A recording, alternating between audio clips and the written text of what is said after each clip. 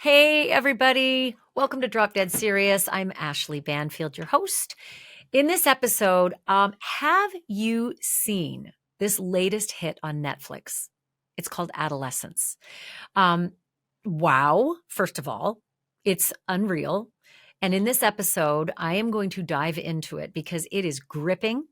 It is brutally honest. It's a 4-part miniseries. It follows the arrest, isolation, and prosecution of a 13-year-old boy accused of murdering a girl from his school. But this series doesn't focus on the victim as most series do. This series focuses on the boy, on the perpetrator.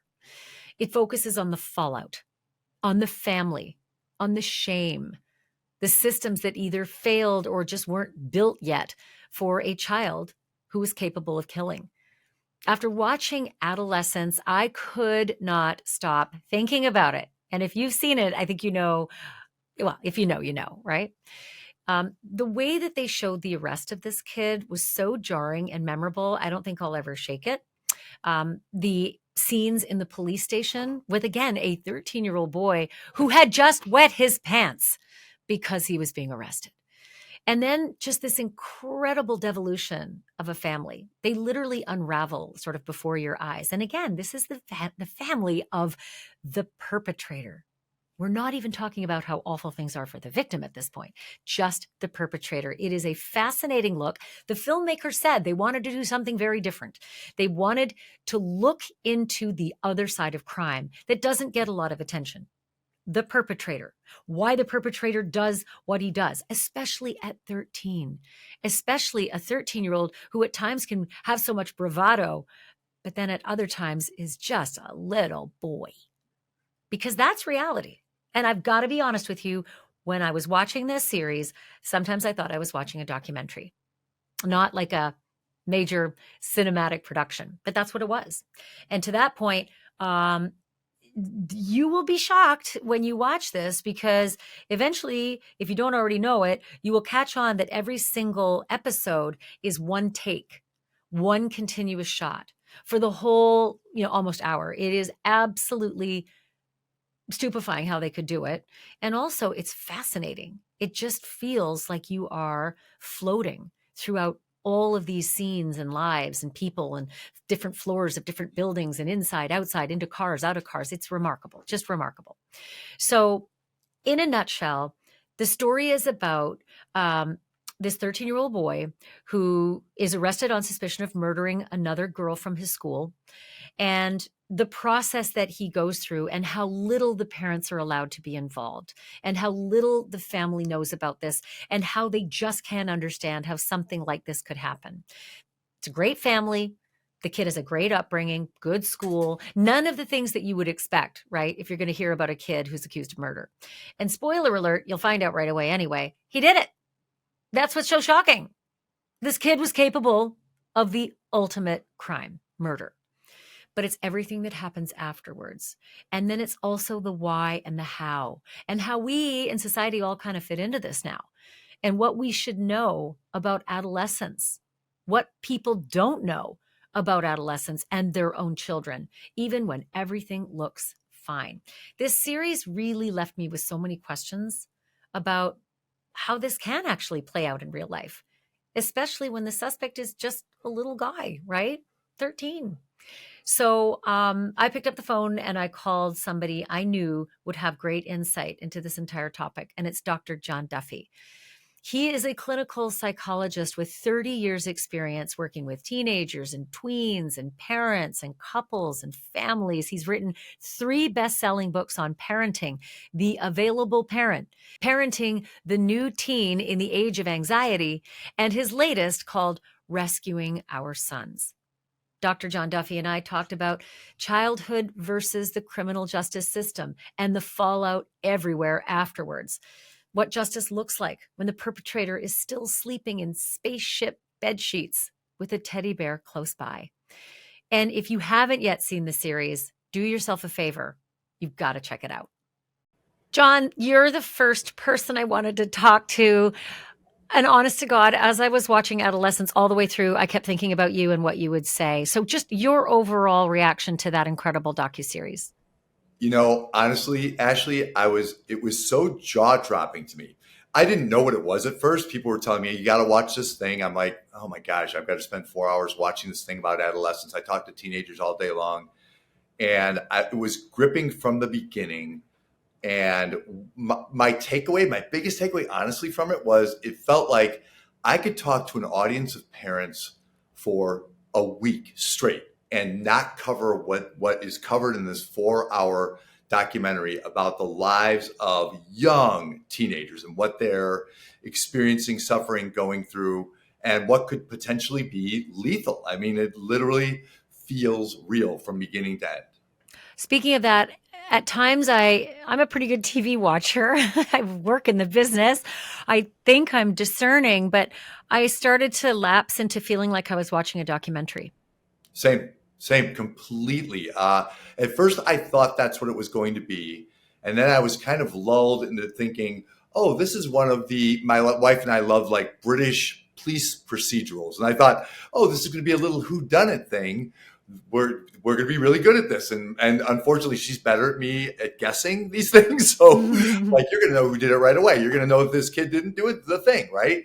I didn't know that this was this deep dive into what teenagers are about. So somehow I thought it was so clever of Stephen Graham, who plays the father and developed this whole thing, that he would so cleverly devise a plot that would be gripping enough that we would all want to hang in there to see, like, what's this really about? What drives these kids to do what they do? But man, did he nail that. I mean, it really feels like, oh yeah, you do get a feel for what motivates all these kids to behave the way they do, including the kid who ultimately did the awful thing. And the parents, I mean, I was right there with them. When you and I could have a conversation about the unbelievable acting, we could have a conversation about the spectacular directing, which I'm not an expert in, but I know it when I see it. And this was every episode was shot in one take for the entire episode. And believe me, if you haven't seen this yet, folks, there are scene changes, there are drives, there are drones, and it's all one camera continuously. I don't know how they pulled it off, but I think it's a whole other podcast. Because what I really wanted to talk to you about was the focus. They decided in this docuseries to focus on something we don't typically do. Focus on the perpetrator, the young perpetrator, and the ripple effect and the fallout through his trajectory and through his environs and his family. We often, rightfully so, talk about victims and what happens with their families, friends, loved ones, communities. But we very rarely talk about the perps. And this, I mean, this did it. This really did it. Did they do the right thing? Like from your expertise, was this what you see in your world? Ooh, I'm so glad you asked that, because there have been things not quite like this, but there have been shows that have attempted to give us a glimpse into this world, right? Euphoria, I think, did a decent job a few years ago of giving us a look. I don't know if you remember 13 Reasons Why. Sure do. I loved it. Yes, but working with kids who have been suicidal or had suicidal ideation, typically they don't have those 13 reasons, right? So that felt like I loved it. I thought there were moments that were really spot on and moments where I was like, I've never worked with a kid who spoke quite like this. This thing, where the way that boy spoke, especially in his discussion with a psychologist, doing what I do, felt so very real that I felt her anxiety. I felt like, oh my God, I wonder. I don't know what I would do next. I don't know what I would say next to this kid. I don't know how I would de-escalate this kid in this situation. That's kind of how real it all felt to me. And I agree with you. Like, it felt real from the parents' point of view, from the other kid's point of view, but that boy in particular, that child, I felt like, wow, first of all, he nailed like this, the way that a kid would present. And it's not linear. It's so nuanced. There's so many elements to his presentation, right? Because in some shots, but you're right, it's one continuous shot. So I'll take that back. But in some moments, he seems like a little boy, which in some ways he is, right? Right. And in some moments, he seems like he is trying so hard to be 8 feet tall, like a big man towering over a woman, And all of that rings true. Like, in a given hour with a kid, you can go through all of that emotional turmoil and not necessarily land in the best place. Like, Really? walking out of the room, they didn't Wow. necessarily land in this place where they're like, we have this great connection. He's torn out of that room. So yeah. I mean, did it ring true? Painfully so. That's amazing because I looked at it. I have two boys. One is turning 18, the other one's 19 and a half. And I look at their, upbringing, and sure, they had their tantrums, and we went through all sorts of stuff. But I didn't know how serious it could get inside that little mind of a 13-year-old, like how much banging around is going on. And for this character, P.S., this actor should win everything. This child should win every award, and they should make new ones for him for what he did, and the father as well. Amen to Um, that. Yes. but I was really sort of eye opened as to how quickly these teenagers can bounce between these personalities and these aggressions and these sort of I don't know how to describe it, but they collapse into themselves as babies right next to a moment when they want to threaten your life.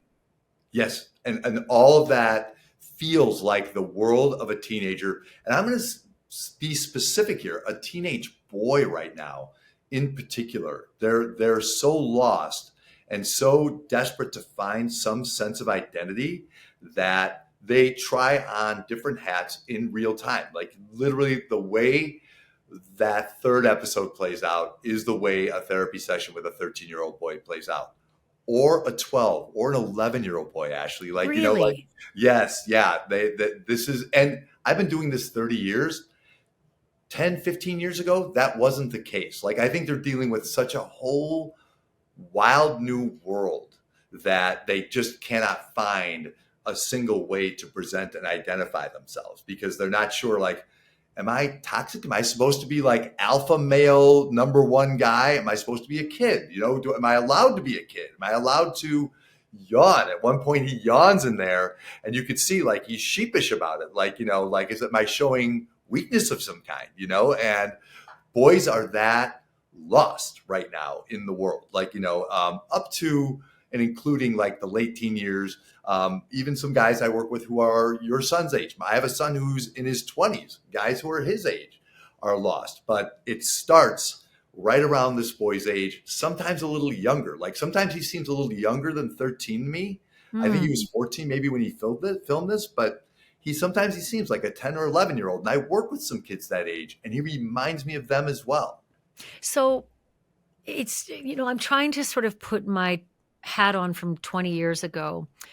And in this particular docuseries, the 13-year-old boy who has committed this murder, I guess what we're getting to is that he did it because he felt sexually bullied by another girl through social media, through the use of emojis and, the typical kinds of conversations that go on back and forth between these kids these days.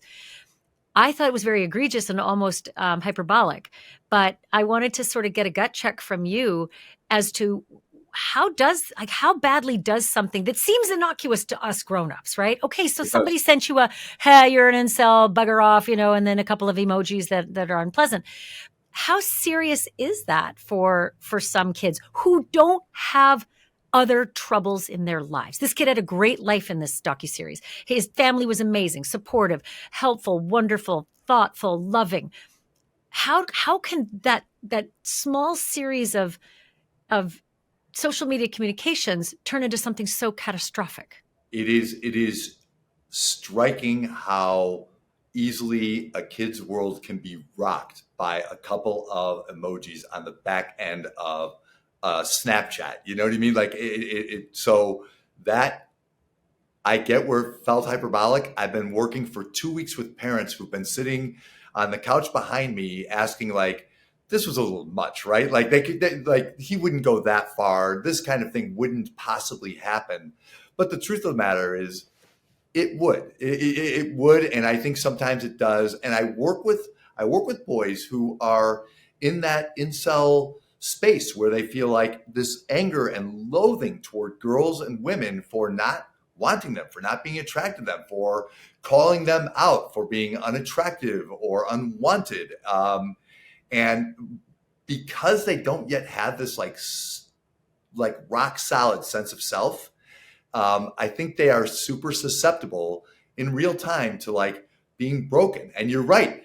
Here's a kid with the foundation you need Yeah. to have a really happy, productive life. I mean, and I love that the filmmakers were careful to make sure, like he called his dad in to be in the interrogation room with him, right? You know, which is like wild to me, right? You know, that like he's close enough to his dad. Usually it'd be like, mom, like be maternal with me, hold me, make me really feel like this is going to be okay. But this guy calls his dad in. So, you know, like there's kind of like the support across the board, and they've got this great family. You can feel it from the first scene where he's taken away.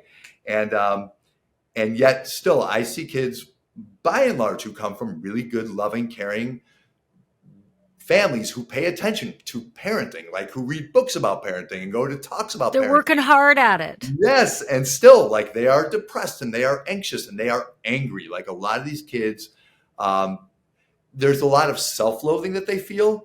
And when they get called out on Snapchat in particular, and other people can see those emojis, they feel like naked to the world and they are broken very easily and very quickly. And I think we're looking at a generation of boys in particular who are susceptible to that. And I see them. I see them every day. I see a couple of boys who are broken. Yeah, you know, Prof G has this amazing podcast. He talks a lot about boys in the basement. Then they've been growing up in the basement with video games and social media, and they're just not equipped for this world. Why aren't girls? Like, why so much with boys, not so much with girls? So, and I love Scott Galloway, and Yeah. he's brilliant in the way he talks about this, and especially the way he talks about boys. What girls have, I'm finding, especially post-pandemic, Ashleigh, is they never lost their connections. So they were able to talk to their friends, and they made sure that they were FaceTiming with their friends all the way through the whole thing. Zoom calls were constant. They were sneaking out and hanging out with their friends a lot of the time. Boys became super, super insular and gravitated to the basement, to the couch. They're horizontal in a bed, on the couch, on the floor. And they don't face it. My kids do not FaceTime. Right? Even when I ask my sons, could you please call your pal and check? Because we don't have a lot of time to wait for him to find a text. They won't. Right. 100%. And even boys who are, I have a professional relationship. I got a text yesterday, the day before, and it was, sup, meeting today? That's the whole thing. and you know, as far as he's concerned, like that's his end of the conversation. Yep. You know, I'm supposed to say, yep, at 1, you know, or whatever. So yeah, and yet the girls never stopped connecting, communicating, talking. And so they felt, not that they're not going through like the depression and anxiety and the social insecurity that boys are, they are, but they've got like this foundation that they're standing on that our boys let dissolve away. And they've got all these other things at their disposal. They've got video games that they can play all day long. They've got podcasts that are specifically made for them, right? And they're hours and hours long. They're super entertaining, you know, and all the things that boys are into and like. And they can also be indoctrinated into ways of thinking because this is all they're taking in, right? And a lot of times parents at the end of the show, at one point, mom and dad are kind of going through like, did we screw this up somehow? You know, like we don't really exactly know. What we all think, by the way. Right. Every time we get a note home from school, every time there's a fight with a friend or something, you think, is this my fault? Did I not do something right here? Of course, yeah. And that conversation is so painful because they're really sorting it through in a really honest way, in a way that I've seen couples sort through this stuff on my couch over and over again. Like, you know, like, what did we do wrong? Why is he not thriving? You know, and a lot of it is like, we don't know what's going on behind the closed bedroom door or down in the basement. We don't know what's going on between the AirPods. Like, we don't know what he's listening to.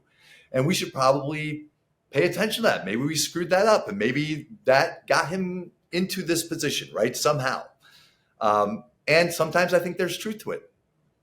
Well, and that's devastating because, in this docuseries, these parents have a great kid in their daughter who seems mature beyond her years and part of the clan. She's on the same wavelengths as the parents, and they question, why could we have made her, but at the same time made him, and how did this happen?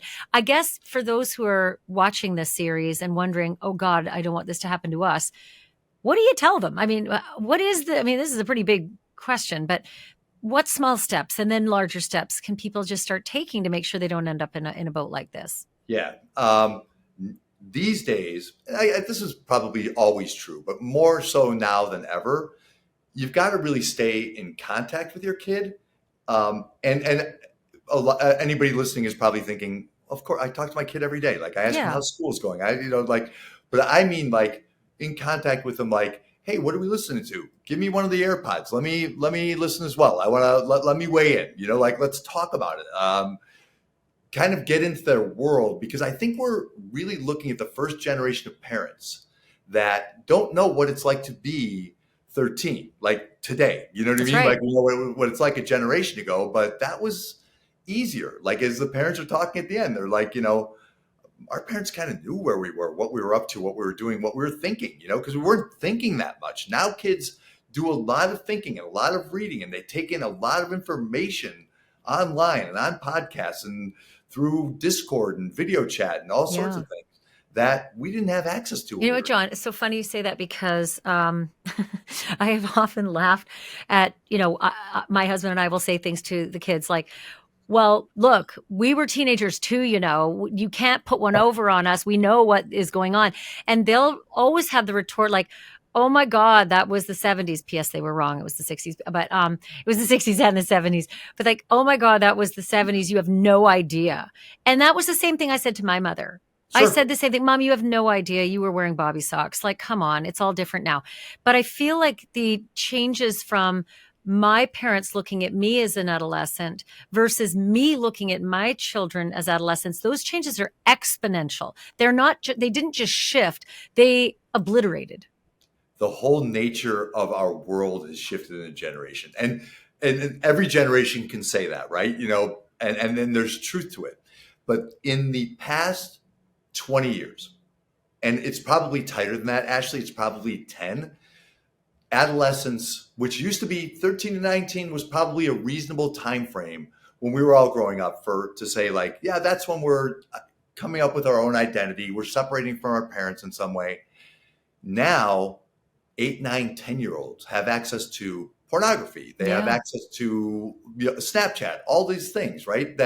And so the talks that our parents had to have with us when we were 12, 13, 14, 15, we have to have with our kids when they're way younger than that. So adolescence really doesn't start with the teen years. It starts well before that, And so And by the way, that's anyone who's listening with little kids, don't just think because you have governors on your devices that your 7-year-old, your 8-year-old isn't going to see, Pornhub, because they will be exposed to other kids. They will be at a sleepover. They will be at school in the schoolyard. This stuff happens. It happened to my kids. They were exposed through another child when they were that young to something that awful. And then, the fallout was we had to clean up the mess. 100%. And kids are precocious, right? So we can't really blame them, right? They stumble upon Pornhub, right? Mhm. An older brother shows them, what this is when they're 8 or 9 years old. But not long ago, I had a kid who was 13, the same age as the boy in the show, sitting on my couch, and he was walking me through what pornography is like now. And he said, here's what happens. About 8 or 9, you stumble upon it one way or another. My older brother showed me Pornhub, and he said, that's Disney porn. That's where you start. And then by the time you're my age, and he's kind of talking like the grizzled old age of 13 years old, Oh right? dear. You're in the recesses of the dark web, and you're seeing some really awful pornography that is traumatizing and gets boys kind of afraid of connecting with girls, afraid of sex or sexuality in any way. They're terrified of the whole thing. And you've probably read studies in the not too distant past that said like kids are not connecting in a romantic way the way they used to. And part of that is that boys are looking at pornography and they're like, I can't I can't be that guy. Like I'm not going to be able to perform like this or act like this. So I'll just keep watching it. And That needs that's to be the part. next docuseries, by the way. Somebody needs to do a big docuseries on the kinds of pornography that are available to these kids, because they do stumble on it. They do see it in places they shouldn't. They're over at a friend's house and the friend has an older stepbrother or whatever. And what it does to them and how it affects them and where their minds are when it comes to the like you said, the connections and sexuality, because I think this is our next big crisis that we're not talking about. Yeah. Yeah. And I think it's actually woven into the adolescent story too, right? I mean, part of it was that this girl was trolling this boy online. Part of it was, I think he was interested in her too, right? And he thought she was attractive. And so, to be rejected in that way, to be doubled down on, he felt like, really Yeah, othered, because right? he asked her to go to the fair. Wasn't that it? I asked her to go to the Yes, fair, and right. she It was said, something so sweet and innocuous and right. old school, right? Mm-hmm. Mm-hmm. Yeah, I So forgot about that. He innocent. has to go to the fair. Oh, I just get a pit in my stomach when I think of it. Can I just sort of zip back to the beginning of the series? Because I think one of the most powerful and memorable moments from this docuseries was the arrest, because they arrested the 13-year-old boy just like they would arrest any other suspected murderer. They bust down the door at 6 a.m. and they grabbed him out of his bed, which means opening the door to a little boy's room with spaceship wallpaper and spaceship sheets and the teddy bear in bed. And there he is in his jammies because he's still 13. Yeah. And there's the sister opening the bathroom door as a teenage girl would and freaking out on her knees. And then the parents thinking there's some horrifying mistake going on. And boy, will you guys pay a price for this. But he wet his pants, you know, and at 13, you wouldn't typically do that. But even at 30, you might if you were encountering that kind of thing. But just get me inside the head of a kid at 13 being awakened that way with the reality now that we know what he did last night. Yeah. We have to remember, like, despite what they're exposed to and, maybe the language that they use sometimes, they're still 13. Like, we have to remember what 13 looks and feels like, right? Because there's bravado that boys put on. There's like certain ways that girls present, like sexually and other ways. Everyone has to present a little more mature. They have to create a persona online, but these are children. Like, I think this boy was kind of brilliantly cast because at times he looks like such a baby, Oh, right? I He looks know. like I thought he looked 9. I mean, and he's so cute. And it broke my heart when he said he thought he was ugly. I just thought, oh, yeah, who right, told you these right. awful lies?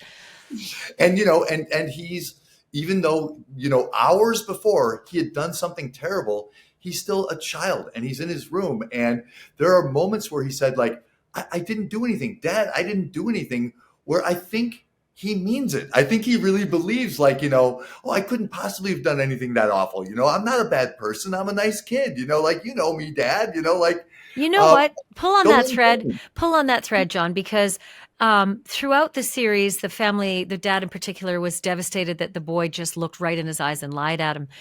But I did wonder if in real life more kids don't believe or have blocked out stuff that they've done that either they know is terrible or are ashamed of, or when they get into a different environment, it's as though the other environment didn't exist.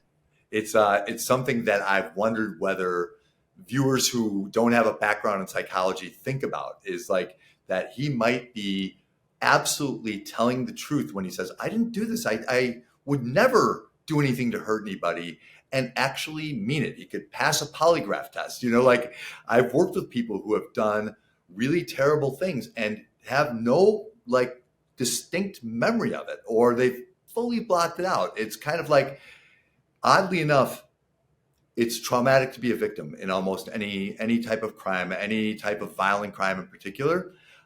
Oddly enough, Ashleigh, I did some training at a juvenile detention center. It's also traumatic to be a perpetrator. And almost every young perpetrator, something has happened to them. Like, they've been through something as well that was traumatic. So they have this operation in their mind where they are able to block off certain things, compartmentalize certain memories, and park them in places in their mind so that they can move forward with their lives. And as far as this kid knew, I would imagine he thought, I'm going to sleep through the night, get up, go to school, and nothing happened yesterday. Like, and part of his young mind fully believed that.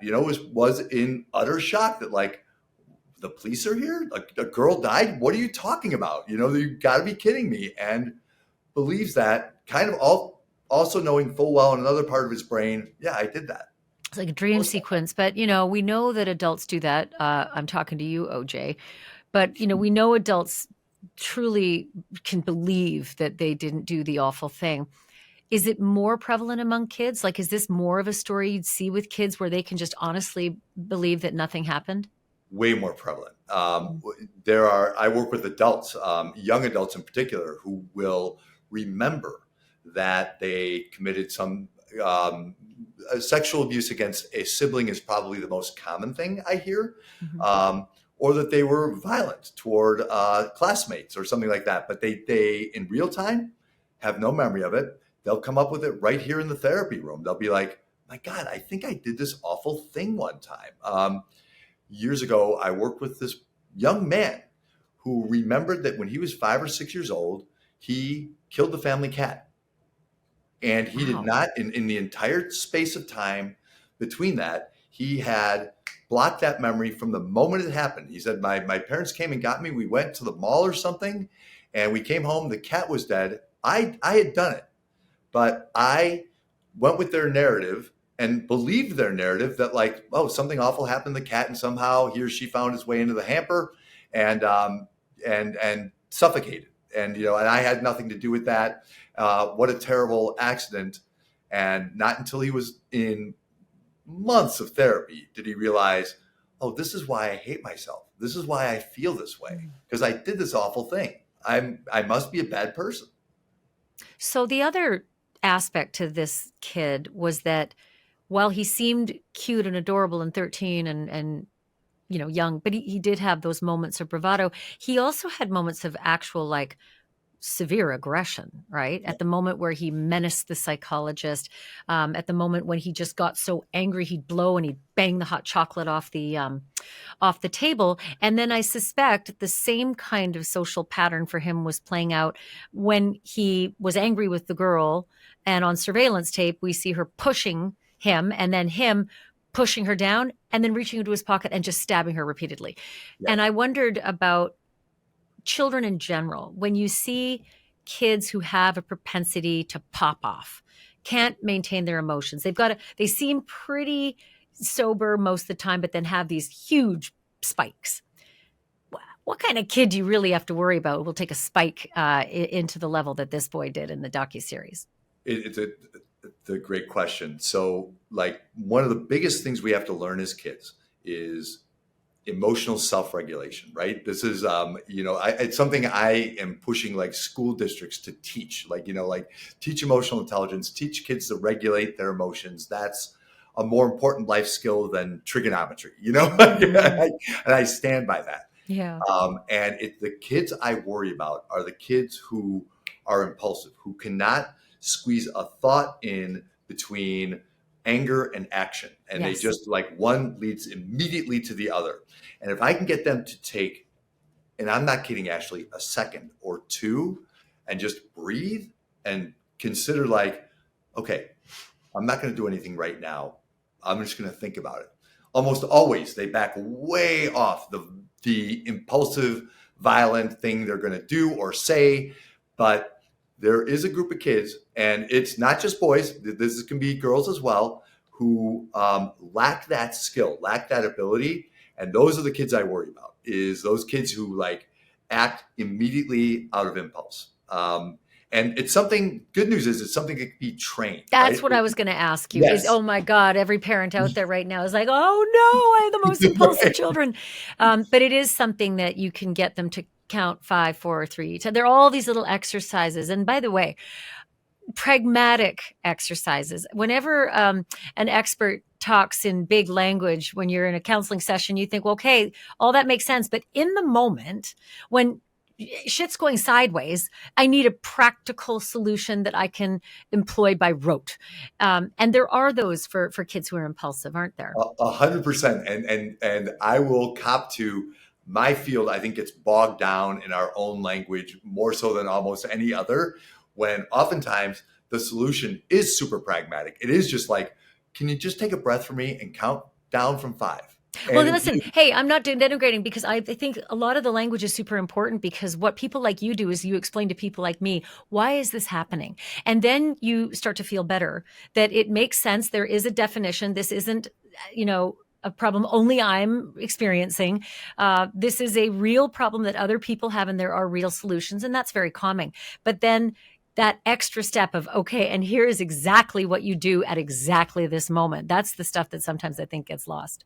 and that, right, agreed. And that's really, really important stuff, right? These little skills that we can learn that can alter the direction of our lives. I mean, literally alter the direction of our lives, because people who, there's like research around like impulsivity, and people who can take that moment like are more successful, make more money, have better, longer lasting relationships, more satisfying relationships. Like there's all sorts of good things that can come out of that. And if you think about somebody who's in a relationship and acts out of impulse, that's not going to work out, not in the long run, like unless that person is victimizing their partner consistently. So this is a lifelong skill that we need to learn like really early in the game. And it's not that hard to teach, and it's not that hard to learn.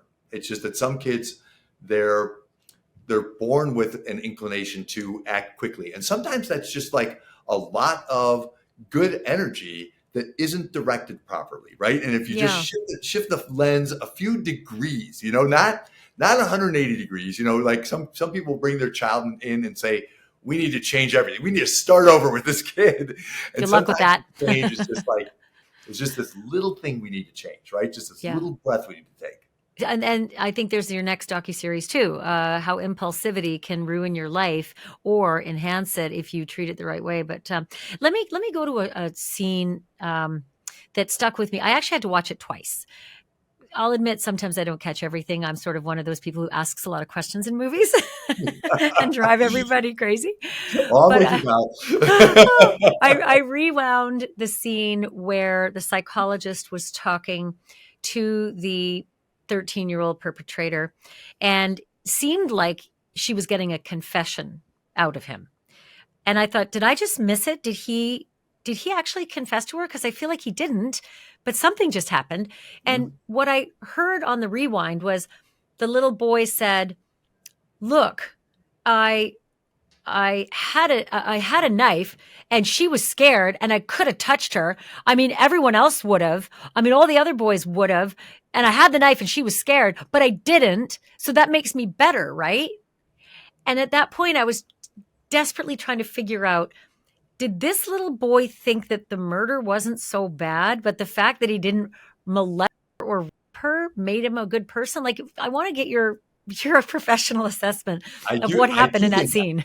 I'm going to admit to you, Ashley, that I think I watched that scene 3 times. That moment, I was taken with that same moment because I wasn't sure either. Like, did he just confess to the murder?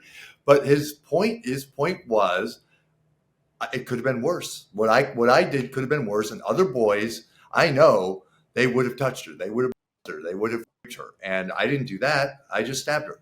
I'm just a killer. I'm not a monster. Right, I mean, it's almost what it sounded like in summary. I think that, honestly, I think that's the gradation he's making. Like, and he's giving himself credit for that. And I think I think that character is being sincere.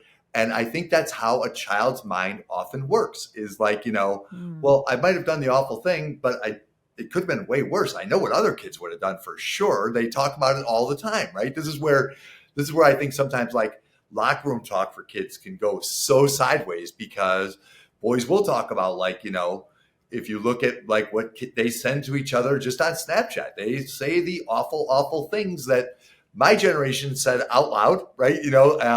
But there was nobody recording it in any way. Now kids can look at it and study it and review it and recognize, like, oh, I'm not as bad as some of these kids. Like, some of these kids are really, really awful. I didn't do a terrible thing. She aggravated me, so I just responded. That's all. The other issue, and it's right next to that scene, was how as soon as that information was imparted on the psychologist, the psychologist shut down, like she got everything she needed and she was ready to move on, and informed Jamie, the 13-year-old character, I'm done. This is our last meeting. I have other work I have to do, and we're finished. And his reaction was, but wait, I thought we were friends. I thought this was going to happen all the time. Um, I get that. A kid doesn't get it, that the psychologist was here for a job. Right. But he went on to say, but wait a minute. You do like me, don't you? And his aggression and explosion seemed to be all about that, meaning I'm not going to find out if you even like me. Right. No, that's, you think about that also honestly rang really, really true to me. I've had moments not dissimilar to that. And a lot of my female colleagues, one in particular who I talked to about this show, she says she gets that all the time, especially from teenage boys. But I've gotten that from teenage boys and teenage girls. When we were done with therapy, it's like, well, what do you feel about me? Like, so they want some idea of what people around them think of them. And it's like, here Jamie he's one-on-one with this person, right? And he's shared more probably with her than he's shared with anybody else in his life. And you're just going to leave. I don't get any feedback. And you see this very human, childlike side of him. But it's also universal, this idea like, I'm a good kid, right? You like me as a person, right? Like we all want that, I think, fundamentally. And if we're denied that, you can see as Jamie's getting pulled away, he's panic stricken, right? He's lashing out, but he's also panic stricken. Like, I'm never going to know. And I might be heading into a world where I'm never going to know if anybody likes me. Which also surprised me. I mean, hats off to the filmmakers for not making it cliche. It was really tricky to understand it. But at the same time, I was frustrated because this character had parents who loved him. It was clear he had so much love in that household, right? Yes. He had a few mates that he used to hang out with and have fun with. Sure, there were the kids at school who didn't like him, and the girls who, suggested that he was nowhere in their league. That's every kid. So that's what upset me about this, John. I mean, geez, we're literally looking at Jamie as every kid out there, and he's a murderer. So get me off the ledge on this. Okay. You're right. It is every kid, right? Every kid has some degree of nuance in their life. It doesn't go beautifully, smoothly for any adolescent, nor should it, right? I mean, like, that's part of establishing like your resilience in the world is like, okay, I got some people I can rely on that I'm close to. Some people don't like me. I'm going to have to find my way, navigate my way through that somehow through these years, and that's how we grow up. That's how we become adults. But the kids who I most worry about in that circumstance are the kids who don't have Jamie's either familial support or social support, or the impulsivity thing we were talking about earlier. As parents, to talk you off the ledge a little bit, what we can do to bolster that is what these parents really didn't get an opportunity to do, is to sit down with your child on a fairly regular basis and let them unravel their world. Like, if it were up to me, Ashleigh, I swear to you, I would have every kid Jamie's age in therapy, just so they could talk through everything that they're going through. That's how dynamic I think the emotional life of a kid is these days. Even kids who are growing up incredibly privileged with not just all the good things, but all the good people around them. But still, like, there could be a corner of their brain, and if that corner is marked with like, I think people might hate me, I think I'm not good enough somehow for some people, and I may lash out at them, I think good work around that, like, really hanging out with them, listening to them, spending an undue amount of time talking about their emotional life, and placing parents into kind of de facto therapist positions, which is an uncomfortable place to be. It's a hard place to be, but I think it's where we have to be now because our kids are absorbing all the things and it hits them hard. They're arguably, this generation is more sensitive emotionally than generations preceding them, and at earlier ages than we might have been. We might have not been self-conscious at 11, 12, or 13 in the way that Jamie is And every kid is by 13 years old. They're body conscious. They're wondering what everybody thinks of them. They're just tortured by their thoughts about themselves. So one last question, and that is about the policing of all of this, right? How this boy was pulled out of the bed like an adult would be. He was put in a cell like an adult would be, alone. His family was in a waiting room, had no idea. They did not have the right to know. They were just the same as you and me, the public. And I wondered, I don't know that that could have happened in America. I don't think a child would have been taken away from his parent and put into a police van. I think that parent would have had to be there all the way along. And I wonder how you feel about that, the critical nature of having the parent part of the process all the way through the booking, et cetera. And also the fact that we're doing less and less of that. We're charging more and more 15-year-olds, certainly, sometimes 14-year-olds, and even 13-year-olds as adults. Yeah, and you know that way better than I do, Ashley, because you have to report on this all the time. But yeah, I mean, I think we have to remember, and I think you're right that this wouldn't happen here in America. I'm kind of grateful that they made this there so you could see how brutal it was for this kid to be torn away literally from his family as he's waking up, as he has just wet his pants, as he's terrified.